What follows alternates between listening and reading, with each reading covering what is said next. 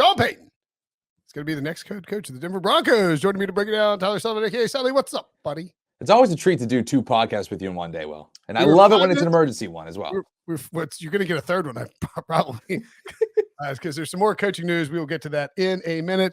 But for right now, here is this happened out of nowhere. You know what I find out? There's so you get Twitter alerts for certain people when you do this job.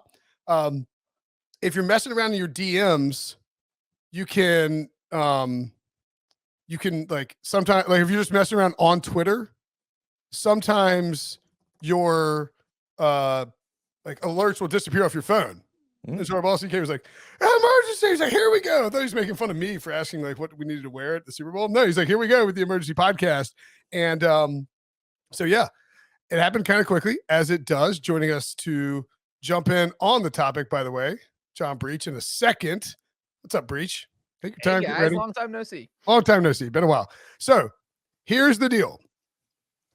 The Broncos and the Saints have finalized a trade to send Sean Payton to Denver. Denver will give up its 2023 first-round pick. You may say, wait, they traded those for Russell. They got one back in the Bradley Chubb trade. So it's really Miami's pick. It's not that great a pick. But they're giving a 2023 first-round pick as well as a 2024 second-round pick for Sean Payton and the Saints' 2024 third-round pick. That is, I mean, look, if you're the Saints, you feel really good about this because you didn't have a first-round pick next year because you gave it to the Eagles in the deal to move up in the draft. You have now added a first-round pick. You have moved on from Sean Payton, who was not coming back to New Orleans in the first place. And you also added a second-round pick in the following season while also, just giving up a guy who's under contract who, again, you weren't going to use as a coach moving forward, and a third-round pick in 2024. I feel like that's a pretty good – we'll get to the other stuff, but just in terms of the compensation, Sully, how do you feel about that as a haul from like the Saints' perspective versus what Denver had to give up? Yeah, I think it's a great haul because you think of it in these terms. Sean Payton was never going to coach the New Orleans Saints ever again. The best asset that they had was that he was under contract and under team control. And yes, he is dictating where he wanted to go. Obviously, they weren't going to just trade him to any old team. He wanted to go to the Denver Broncos. He is now being the head coach of the Denver Broncos. But to be able to get a first-round pick back, and again, it's number 29 overall. It's not like they're getting inside the top 5 or anything like that. But I don't think anybody thought that was going to be the case, right? I don't think that even if the Arizona Cardinals or teams that were higher up in the draft that were vying for Sean Payton, even the Houston Texans, I don't think any of us thought that they were going to give away a top 5 pick for him. I think it was going to be future consideration. So for them to still get a first-round pick in that regard is a good haul for New Orleans. By the way, I should actually point out that this pick has now been in the possession of the 49ers and then the Miami Dolphins and then the Denver Broncos and then the New Orleans Saints. This pick has been in possession of like 25% of the entire NFL. That's insane. So what you're saying is they're going to trade down. Real quick, Brinson. It went from the Dolphins. It went from the 49ers to the Dolphins, the Trey Lance trade. Yep. Then it went to the Broncos and the Bradley Chubb trade, and now it is going to the Saints and the Sean Payton trade. So that is a recycled pick. Everyone's going to piece of that. Promiscuous pick, this number 29, and it'll actually be the number 28 pick because the Dolphins had to forfeit their own first-round pick in this draft, so it'll be the 28th overall player taken. Wow. So yeah, Breech, what do you think about this compensation here? I think I love it. If I'm the Broncos, absolutely. I know that, we had Sean Payton he told Colin Cowherd, look, I talked to Mickey Loomis. I think it's going to be for a mid-first round pick. So obviously that was the Saints asking price. And then you had a couple leaks coming out that said the Saints wanted a little bit more than that. They're going to try and get 2 first-round picks. No one's going to give up 2 first-round picks for Sean Payton because that's just too high of an asking price for any NFL head coach. And so if you're the Broncos, you're thinking if the asking price was mid-first round pick, you're at the bottom of the first round. If you're giving up a first round pick, 29, 30, 31, that's completely fine because that's almost a second round pick. So if I am the Broncos, I am absolutely thrilled that the first round pick I'm giving up is at the bottom of the round. And then you look at, you throw in the second round pick. And if you're the Broncos, you're thinking, well, we just hired Sean Payton. We think we're going to be good with Sean Payton. So now you're hoping that second round pick is in the bottom 50s or even in the 60s. And so, yeah, if you're the Denver Broncos, you are absolutely thrilled with this trade. But even if you're New Orleans too, I think that you're happy with what you got back because if all of a sudden there were rumors that Sean Payton was just going to go back to Fox and just continue his broadcasting career because things weren't lining up exactly how he wanted.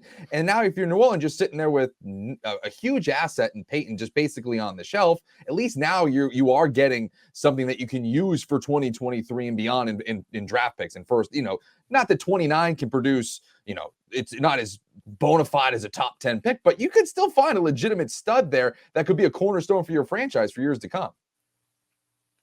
And one thing that was kind of crazy about this whole Broncos coaching search is just how weird it had gotten, because they originally talked to Payton a while ago, and they had talked to Dan Quinn. Dan Quinn says, hey, I'm staying in Dallas. No one thought D'Amico Ryans was going to end up in Denver because it looked like it was going to be Houston or nothing. So you're the Broncos, you're down 2 candidates. It seemed like we had the report out that Payton wasn't getting along with someone in the ownership group. That's what the Washington Post had reported, even though Sean Payton denied it on Twitter. They interviewed, I think, Raheem Morris, Jim Caldwell, David Shaw, the former Stanford coach. They had a secret meeting with Jim Harbaugh. I mean, they were looking under every single stone. And to go back to the guy that I think we probably all thought they were going to hire when this started, if you would have asked us 2 weeks ago, I think we probably would have said it was Sean Payton. But then a week later, it was like, well, this coaching search isn't going anywhere. What's happening? And now here we are back where we started. So I think it's a great hire by the Broncos. And I'm very, very anxious to see how much money the Broncos are paying Sean Payton. I bet it's $30 million at least. 30? Would be my guess. There's a chance we don't find that out, though. Probably won't find that out. I would guess that. I mean, look, I think that my theory is this: that Sean Payton was not entirely sold on coaching the Broncos. That he was intrigued by coaching the Broncos, but he wanted the Chargers. However, he wasn't going to just bail. He wasn't going to just bail completely, right? Because you can't act like you're going to leverage the Chargers, and then when the Chargers hire Kellen Moore, and you're just like, well, I'm out. You go through this process. You're talking with them. You are, you're working with the Broncos on whatever, and they're like, listen, we will give you. They probably did what we thought David Tepper was going to do in an attempt to get Sean Payton, which is say, listen, we are worth 16. No, wait, what are they worth? Are they worth $60 billion? Over $60 billion. Yeah, they're worth over $60 billion. Listen, we'll give you $30 million a year to coach the Broncos. We will give you a 10-year fully guaranteed contract. We will give you Russell Wilson, and we'll give up what we need to give up to get. We'll give the Saints a fair deal back, maybe overpay a little bit, and we will give you full and complete and total control of this organization for the next 10 years. And that's kind of crazy. But if you look at what Sean Payton did in New Orleans, and I realize that he had lean years, and if Ryan Wilson were here, he'd push back quite a bit on me, saying that Sean Payton's going to get guaranteed to build a winner. But Russ was supposed to be like Drew Brees coming out, and he's older, of course. But Russ he's not a bridge quarterback, but he's certainly a quarterback who, if Sean Payton believes in him, he can produce enough while he tries to find another quarterback. Now, we haven't seen him find one in the draft. That's neither here nor there. But if I'm the Broncos and I'm the Walton family, and I'm worth over $60 billion, there is not a price. Bill Barnwell and I talked about this on his podcast recently, and because I mentioned it, we were talking about Payton, I think, and I pointed out how he wrote about this at Grantland a long time ago. If you want to, there's no salary cap for coaches. It's a loophole in the NFL. If you believe you can find a truly elite coach that will take you to the next level, that will change where you are, that is not Nathaniel Hackett. You can go pay him whatever you want. And there's no stopping you from paying Sean Payton $30 million and trying to change the culture of your franchise. So I like the move. It's expensive from the draft pick stuff. Who cares if they pay him? You pay Nathaniel Hackett $7 million a year or whatever it is. I'd rather pay Sean Payton $30 million a year, $35 million a year. And to that point, real quick, Brinson, that's kind of the one thing in the NFL that separates the smaller markets from the bigger markets, because the Cincinnati Bengals aren't going to ever pay a coach $30 million per year. The Cardinals aren't ever going to pay a coach $30 million. These teams just don't have deep enough pockets to do that. But that's where the Jerry Joneses, the Waltons of the world can really flex their muscle by saying, hey, look, man, here's a blank check. We want you that bad that you come in here and we need you. And I feel like Sean Payton going into Denver is almost similar to what happened with New Orleans, where when he got hired in 2006, they didn't know who their quarterback was going to be. They had Aaron Brooks as their starter in 2005. They signed Drew Brees, who the Dolphins let him walk out the door. Nick Saban, the Dolphins, said, your shoulder's banged up. We don't think you're going to work. We're not sure your NFL career is going anywhere. And Sean Payton has the NFC title game his first year, wins the Super Bowl within 4 seasons. And so the similar situation here is that you have everyone saying, Russell Wilson's done. He seems a little washed up. Sean Payton's walking in the door. And if he is in a conference title game within his first season in Denver, then just put him in the Hall of Fame now. And trying to think what the NFC was like in look and see what was. I'm just trying to, because the one hang up I would have about this, and I was sort of, this is my thought process too, was like, if Sean Payton truly wanted to coach Justin Herbert, and I mean, I think we all can sort of, we've got enough rumors out there that seems like it's true. If you believe in Justin Herbert that much, then you have to be worried about coaching in the same division as Justin Herbert, especially if he got a coordinator in Kellen Moore, who, we think is an upgrade over Joe Lombardi. At the same time, you have to be a little worried about coaching in the same division as Patrick Mahomes and possibly Tom Brady, depending on who replaces Derek Carr in Las Vegas, assuming Derek Carr doesn't get injured in the Pro Bowl Skills Challenge and force the Raiders to keep him for another 3 years. Point being is, like, Sean Payton's taken that's what I mean about the 10-year contract part too.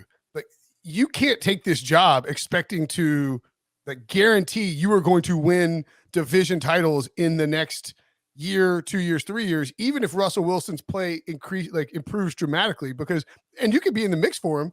You just have a really tough division. It's like the AFC West arms race is heating back up apparently this offseason. Well, it's the same thing we talked about last offseason, where we're like, okay, here we go. We got Herbert, we got Mahomes, we got Wilson. It was all about the quarterbacks at that point. And even obviously Derek Carr, now that he's reunited with Devontae Adams, there's still the potential for this to be the most competitive division in the NFL. It's just that Denver failed to meet those expectations this year with Nathaniel Hackett and Russell Wilson. There's all the chance in the world that Sean Payton revitalizes Russell Wilson and gets him back to playing like the Russell Wilson we saw in Seattle. And then you're talking about at least 3 legitimate playoff contenders, especially if Kellen Moore figures things out with Justin Herbert and gets that track a little bit more running smoothly in Los Angeles. And worth noting, I wanted to go back and look and see how the NFC South performed in 2005. So the year before Sean Payton came, Bucs and Panthers both 11-5.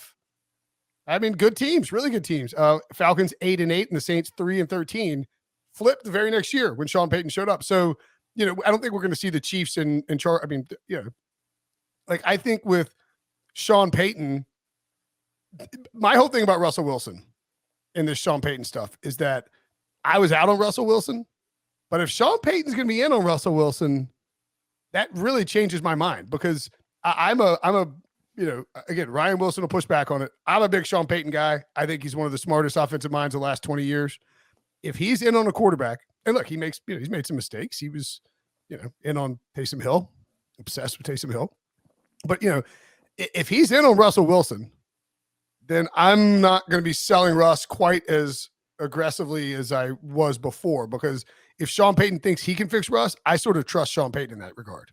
One of the things that I'm looking at too, when you look at the big picture of this hiring, is when you look at the Walton family, whenever an owner comes in, they always want to make that big move, right? They always want to kind of put their stamp on it when they first arrive to the scene. This is a very safe move for them in terms of that first big splash. They're not going out in free agency and signing somebody to a massive deal just to flex on all the other owners to say, hey, I'm here.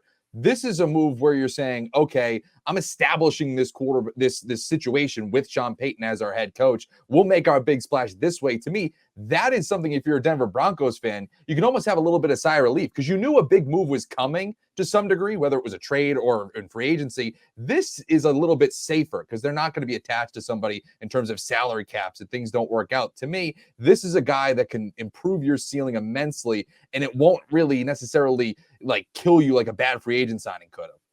Well, and the other thing I will say, as the guy who picked the Broncos to win the Super Bowl this year, you got to double down next year, obviously. Well, I have to double down. I don't have a choice at this point, because it really felt like The only thing, I mean, this team had a Super Bowl caliber defense. This team would have been blown out of every single game if their offense was so bad. There's no reason they beat the 49ers 11-10 because their defense is so good. It was all about their defense keeping them in games.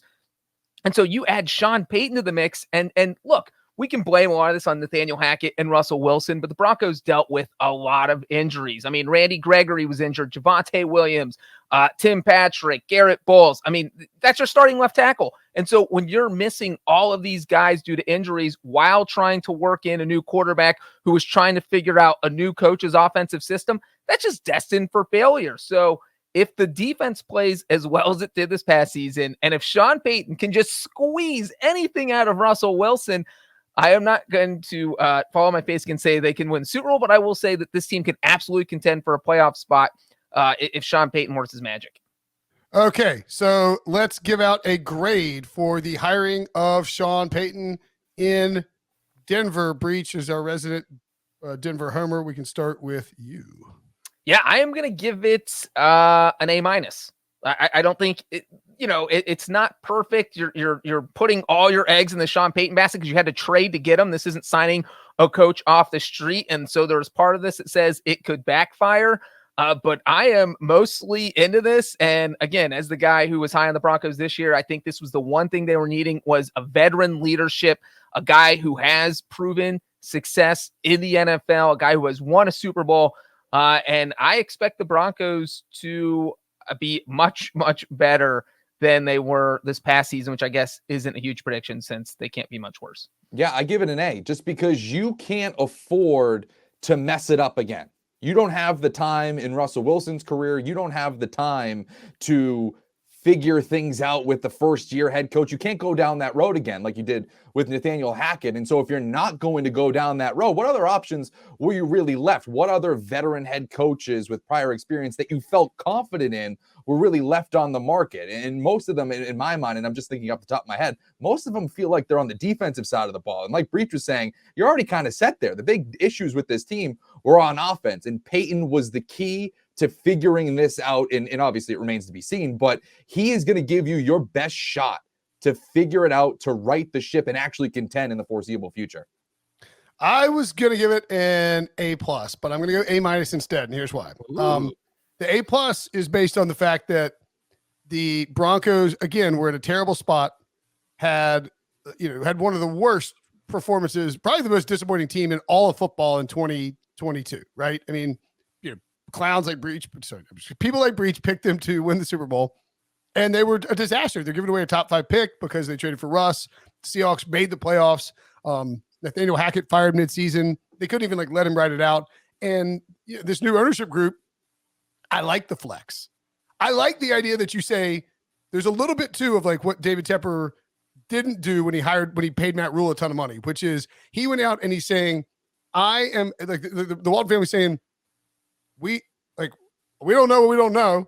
Let's use our insane familial wealth and just get the best coach available, because there's not going to be a better coach available for two or that who's a proven winner, who you think can come in and fix the organization and bring in is going to attract very high level assistant coaches, is going to probably be able to bring Jeff Ireland with him. And I would assume George Payton is probably, and we'll get to winners and losers in a brief second, but the only issue for me is that you ended up having to trade the first round pick you got in the Chubb trade, which is great because you get Sean Payton, but man, don't you think they wish they had Bradley Chubb on that defense? There's just it was an expensive cost to get him from New Orleans. I don't care how much it costs to pay him to do it. I'm a Sean Payton stan, and I give it an A-, only docked because of the cost that you had to send to New Orleans. And, it's just at this point, can Sean Payton make it work immediately? It's entirely possible, but because you give away all these first round picks for Russ and now Sean Payton, you're just losing some potential blue chip players. I will start off winners and losers and say that a loser here is George Payton, the current GM. I don't think he's getting fired immediately. He could, but man, when you give Sean Payton $30 million, Sean Payton is not reporting to George Payton. And George Payton traded for Russ, which I guess could be a saving grace for him with Sean Payton, because that's part of the reason Payton was attracted to the job. But if Sean Payton doesn't want him to work there, he's not going to be working there.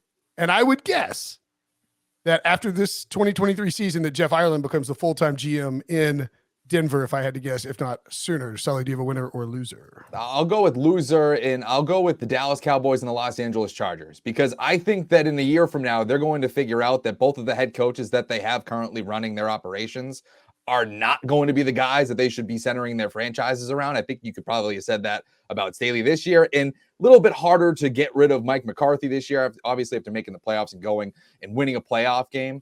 But I don't think that either one of these guys holds a candle to Sean Payton. He wanted to go to either one of those franchises. And if we think he's going to turn around what was a dumpster fire with the Broncos, both of those teams made the playoffs. What could he have done with them? So I think they're going to be looking back and kicking themselves a couple of years from now. I am going to say winner is Sean Payton, because I feel like he is in a win-win situation. So you're walking in there. Everyone who watched Russell Wilson play thinks he's absolutely lost his fastball. Well, guess what? If Payton can't fix him, Payton has the power to move on from him after not the Broncos, the contract, but next summer in 2024, if Payton thinks, hey, I can't fix him, he'll bring in another quarterback. Nathaniel Hackett, a first-year coach, cannot say, I'm going to bench Russell Wilson, because Russell Wilson's the top guy in the totem pole. And kind of to Brinson's general manager statement, if Sean Payton, I think, spends an entire year of Russell Wilson and just, hey, we reached your ceiling already, man. You reach it in 2017. You're done. I think Sean Payton would bring in someone else after, seeing this for a full season. So, and then if he does fix Russell Wilson and this team's a playoff contender or a Super Bowl contender, then Sean Payton is a miracle worker. So he's not going to get the blame because it will fall on Russell Wilson if this offense doesn't turn around. But he will definitely get the credit if the offense turns around. So if I'm Sean Payton, I certainly like this situation. Couldn't agree with you more. Interesting note here, just at the end of it, from Ian Rappaport at Rapsheet on Twitter. Unbelievable, Colin. The Broncos spent today trying to hire DeMeco Ryans again before he recommitted to the Texans. We'll get to that in just a second on the same pod. You won't have to go anywhere. Sources say when he agreed to terms with the Texans, they moved and finalized Sean Payton. I don't know. Who does that make a... Okay, can I say Sean Payton's a loser? No, I'm just like, how do you feel now if you're Sean Payton reading that tweet? Oh, I was your second option, and I was so much your second option that you called up the girl who said no to you to prom 5 minutes before prom just to see if she would still go with you, even though you had me waiting.